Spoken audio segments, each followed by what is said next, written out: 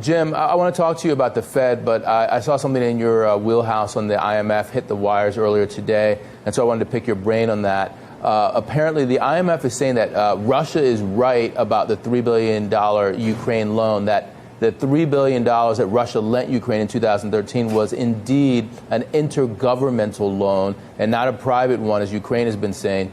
What does this mean regarding the workout options for Ukraine going forward?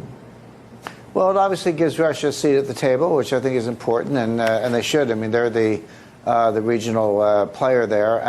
And, you know, the Ukraine situation is a good example of just how politicized the IMF has become. Now, look, the IMF has always been somewhat political. It started out in 1944 as a political project pursued by the United States to, in effect, dismantle or destroy the British Empire, and that was pretty successful. So I don't want to suggest that it hasn't always been political, but sometimes it's a little more overt than others. And, you know, people talk about Greece and how could you possibly lend to Greece. The fact is, Greece is under the umbrella of Europe and Germany in particular, and they'll find a way to repay. But Ukraine is very much on their own. They're not in the Eurozone. They don't have a big brother, be it Russia or Germany for that matter. And they're completely non-credit worthy. So the fact that they're getting loans for geopolitical reasons, really at the behest of the United States, to prop up the Ukrainian government in their struggle with Russia, just shows how political this whole thing is. Right, and Jim, let me switch to the Fed here. So the Fed, you know, they finally raised rates. This rate hike has been coming for a long time, obviously, but billionaire Sam Zell, he says that the Fed is at least 6 to 8 months late, and that the U.S. economy is closer to falling over. I think this is a quote from him, closer to falling over than it is to going up. It sounds like the Fed is hiking into weakness. What's your view? Well, I think that's right. But, you know, when someone like Sam Zell says, you know, they're late, that kind of suggests, well, better late than never. Like they should have done it a few years ago, but better late than never. That's not the right way to think about it.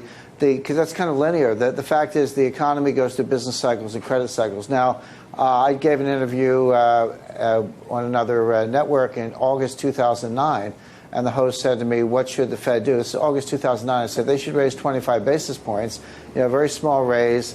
You know, don't be in any hurry to raise more, just as a way to say we're going to start the normalization process. There was no liquidity crisis in 2009. There was tons of money around. The panic was over. It was just that we were at the beginning stages of Ben Bernanke's experiment, treating the markets and all of us as investors and everyday Americans as guinea pigs in some experiment that he dreamed up. But by, you know, normal metrics, the Fed should have raised then. If they had raised in 25 basis points, really 2 or 3 a year, by 2012, they could have got interest rates up to, say, you know, 1.75%, and they could have stayed there, in which case they would be in a position to cut today, which is what they should be doing. They missed an entire cycle, so it's not a matter of playing catch up. We're at the part of the cycle now where you should be easing. You don't raise, not only do you not raise into weakness, you should ease into weakness. That's the Fed's job. So we are entering weakness, probably a recession next year. The Fed should be easing, and they're raising. So it's, again, it's worse than playing catch-up. It's actually doing the wrong thing at the wrong time. The fact that the Fed should have raised rates in 2009 and 2010 and failed to do so is not an argument for raising them today on the verge of a recession. Two wrongs don't make a right. Right. And you know, so why do you think the Fed did it? Why did the Fed feel it needed to raise rates? Well, part of it was just institutional credibility. You know, they started in late 2014. I said in November 2014 that the Fed would not be able to raise rates through all of 2015. Now, there were 8 meetings. I got it right for 7 of them. Yeah, finally, with 14 days to go, whatever, they raised rates. But this was at a time when Wall Street was saying they were going to raise in March, then they were going to raise in June, then they were going to raise in September and maybe October, et cetera. So, you know, Wall Street got 1 meeting out of 8 right. I got 7 of them right, and obviously they raised in December. But their credibility was at stake, having said so long and so loud and clear that they would raise in 2015, even though there's no reason to raise. In fact, they should be looking for ways to ease. They had to do something, and they would lose credibility. 2 other reasons.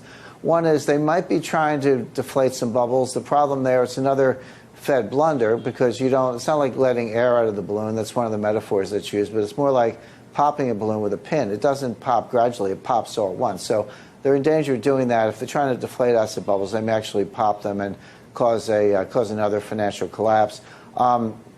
And the third reason, which is also nonsensical, is this notion of raise to cut. We have to raise rates so we can cut rates.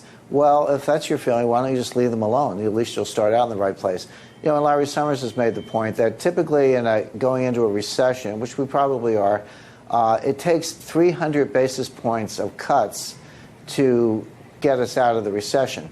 So the problem for the Fed is, can they raise 300 basis points fast enough so that they can cut enough to get us out of the next recession? The answer is almost certainly not. It's too late for that. You know, even if we're not in a recession in 2016, maybe it'll be 2017, but they're not going to get to 300 basis points of rate hikes until the end of 2018. So it's already too late. We'll look back on this rate hike as one of the great blunders in the history of the Federal Reserve.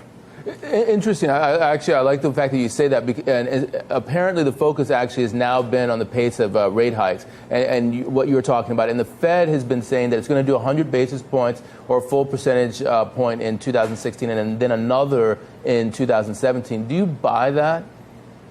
Well, I buy that that's their forecast, but the Fed has the worst forecasting record of any institution I can think of. You know, every year they have a one-year forward forecast on the economy. So in 2009, they forecast 2010. 2010, they forecast 2011, so on, all the way up until today. And, of course, we have the famous dots. The Fed has been wrong by orders of magnitude 7 years in a row. You can't have a worse forecasting record. And I don't mean, you know, they said 3.2 and it came out 3.1. I would say nice going, guys. But it's, you know, they say 3.2 and it's, you know, 2.4, and then they say 2.9 and it's 1.9. I mean, they're not even close. So no reason to think they've got it right this time. So this whole thing about, you know, every other meeting, 25 basis points. I mean, look, they said it's not a strict schedule, it is data dependent. And that's true. They always say that. But, you know, if you were doing 300 basis points at 25 basis point increments over 3 years, that would be one rate hike every other meeting. So that's the implied tempo. No, they're not going to get there. They can't. I mean, they'll probably do two. I would expect they'll raise in March, probably in June. So we'll get to, you know, 75 basis points floor on Fed funds by July of 2016. At that point, the data should be incredibly bleak. It's already pretty bad, but it'll get to the point where even the Fed can't deny. You know, the Fed's resting a lot on the employment situation. I would remind them that employment is a lagging indicator, not a leading indicator.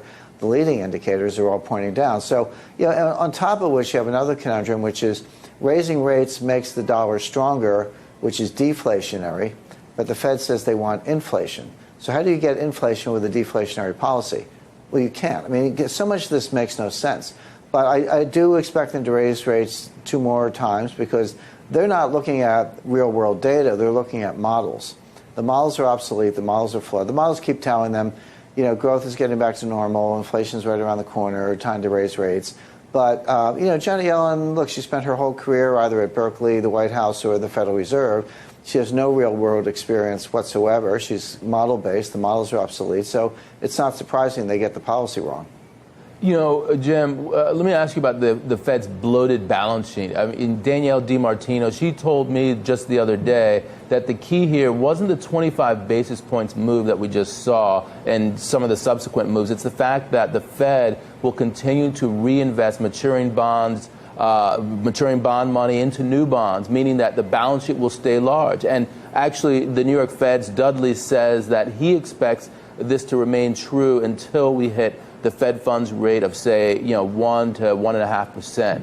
Now, if the Fed's balance sheet remains at the $4.4 trillion level, how meaningful is a quarter point hike? Well, the significant. I agree that the quarter point hike in isolation is not that big a deal. I just say, 25 is the new zero, right? So we have a new base, and markets don't really care about the level so much as the change. Is it going up or down? How quickly? How much? That's what markets care about. So 25 is the new zero. We just spent 2.5 years since the taper talk of May 2013 from Bernanke. We just spent 2.5 years talking about when is the Fed going to tighten? How are they going to tighten? Now they've been tightening for the whole 2.5 years, by the way, starting with the taper. But now they've actually raised rates. So now we're going to argue about the next one. And again, I think it's coming in March. But what matters is the expectations. It's not the 25 basis points. It's the expectations about future rate hikes. And And the markets hate uncertainty. So now, gee, we just spent 2.5 years talking about this first increase. So now we're going to spend the next 3 months talking about March, and let's say they raise in March, so we'll spend 3 months after that talking about June. This conversation never ends, but this is what happens when you manipulate markets for 7 years and paint yourself into a corner. There's no escape. The Fed cannot escape the room. They've just replaced one kind of uncertainty with a new kind of uncertainty.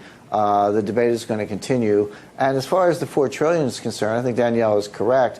The significance of that is, how did the Fed get to $4 trillion? Why did they get to $4 trillion? Well, they thought they had to do that to deal with the last financial crisis, the financial crisis of 2008. What are they going to do in the next financial crisis, which I expect sooner than later? You know, I don't know exactly when, but 2017, let's say 2018. If they get to 2017 or 18 with a $4 trillion balance sheet, which is what Dudley implied, what are they going to do in the next crisis? Go to $8 trillion? 12 trillion? I mean, legally they can. But at what point are you at the outer boundary of confidence and you destroy confidence in the dollar? So the problems of 2008 have been swept under the rug, but they haven't been solved, and they'll come back with a vengeance the next time there's a crisis, because the Fed will have very limited capacity to expand the balance sheet. That's when I expect you'll see the IMF issue special drawing rights, so-called SDRs. You've talked to us about the fact that you think that 2016 will be weak. So can you give us more detail? Where is the U.S. economy headed in 2016? Well, to answer that question, you have to say, where's the world economy headed in 2016? I mean, this notion that somehow you can decouple the U.S. from the rest of the world is nonsense. I understand there are divergent interest rate policies, but one of them is a blunder, which we already talked about. But, you know, given the density function of the global economy, the idea that somehow we were globalized on the way up, but we're not going to be globalized on the way down, as I say, there's no support for that. So just look around the world. Russia's in recession. Brazil's in a severe recession. Japan's in recession. Canada is close to recession. China, not technically in a recession, but their growth has come down very quickly from 10 to 9 to 8 to 7. Now it's sub 7 to 6 something. And that's the stated growth. The actual growth, I would take 2.5 to 3 points off of that, because 45% of Chinese GDP is investment, and half the investment is completely wasted. Just might as well flush it down the drain. And so their growth is actually, the real growth is closer to, 3.5, something like that. So the point is, China is 14% of global GDP. You dial down 14% of global GDP by 30%. You're talking about taking 3 or 4 points off of global GDP. Well, global GDP is only 3.5 points to begin with. So we could have a global recession. How's the United States going to escape from that? We're not.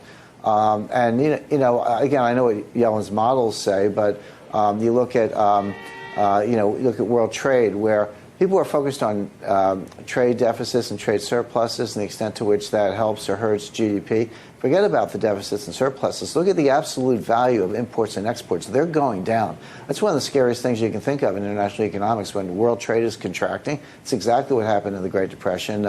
Scholar Charles Kindleberger did a great job of fleshing that out in his book, The World Depression, about the history of the Great Depression. So the point is, there are a lot of CapEx is going to be weaker than expected. The inflation is nowhere near Fed targets. As I said, China's slowing down. All the economies I mentioned are major economies, not to mention all the smaller ones. Let me interrupt you there for a second, because I know I was asking about the U.S. economy, but you're saying some interesting things about China. And so let me just dovetail on that here. I want to ask you, how likely is it that the currency war sees sort of a conscious uncoupling between China, and notice I like that term, conscious uncoupling, that's from Gwyneth Paltrow, between China and the U.S. with a major Chinese devaluation? Do you think that's possible? Someone should let Gwyneth Paltrow know. She's now a thought leader and contributor to international economics. But it's not only possible, it's happening. I mean, the odds are 100% because it's happening in real time. There's something I'm sure you're familiar with called the impossible trinity. This was theoretical work done originally by the great Mundell in the early 60s. But it says a country in an international economy cannot have an open capital account, a pegged exchange rate, and independent monetary policy at the same time. That's the impossible trinity. Now, it's a little bit of a misnomer. You can actually have it for a short period of time, but it's non-sustainable, which means something's going to break, which makes it an excellent forecasting tool. So China has, kind of an open, it's not a pure case, but they have kind of an open capital account. They definitely have an independent monetary policy, and they've had sort of a peg to the dollar, at least until last August. So in looking at that, but because of the impossible trinity, what was happening was there were massive capital outflows from China. They've lost $600 billion of reserves so far this year. When you start with $4 trillion in the steady state, it sounds like a lot of money, but once it starts to walk out the door, that tempo accelerates, and no amount is ever enough when your reserves are flooding out the door. So that was the result of this inconsistency. Now, how do you solve it? They're not going to close the capital account because that'll anger the IMF, and they actually like being included in the SDR. They want to play nice with the IMF. They're not going to give up independent monetary policy because they want the ability to cut rates to stimulate their own economy. So if you knock out those two corners of the triangle, what's left? Devaluation. And that's what they're doing. They shock devaluation in August. Now they're doing sort of a baby step devaluation, but it's going down day after day after day. And that's going to continue because it's the only way out. Jim, it all sounds pretty scary, but, there is a way out, stimulus. And by the way, after Paris, Jim, the war drums are growing pretty loud. Do you think the economic stimulus of military spending could be the magic elixir that politicians turn to if this gets too ugly?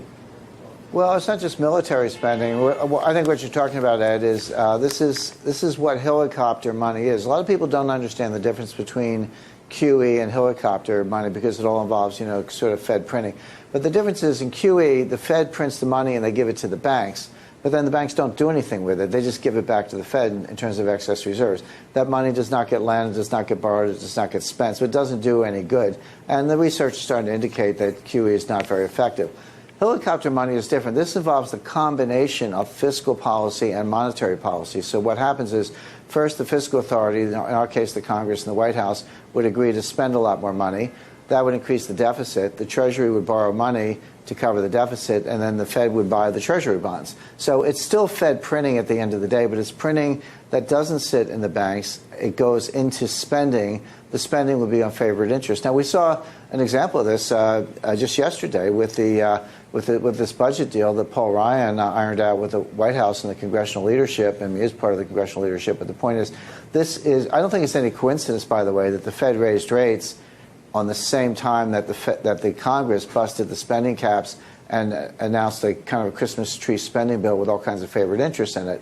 It's passing the baton. The Fed's saying, hey, we're out of the easing game. Done, did all we could, did the best we could. It's not working anymore. Over to you, Congress. And Congress says, fine, we'll take the baton and start spending more money. Now, would it include military spending? Absolutely. But not just that. It includes all kinds of spending. Infrastructure, unions, you name it. It's a Christmas tree with presents under it for everyone. So we are seeing the early stages of helicopter money, which is larger deficits. We're going to see this around the world. It's part of a George Soros-inspired plan cooked up by the Center for New Economic Thinking.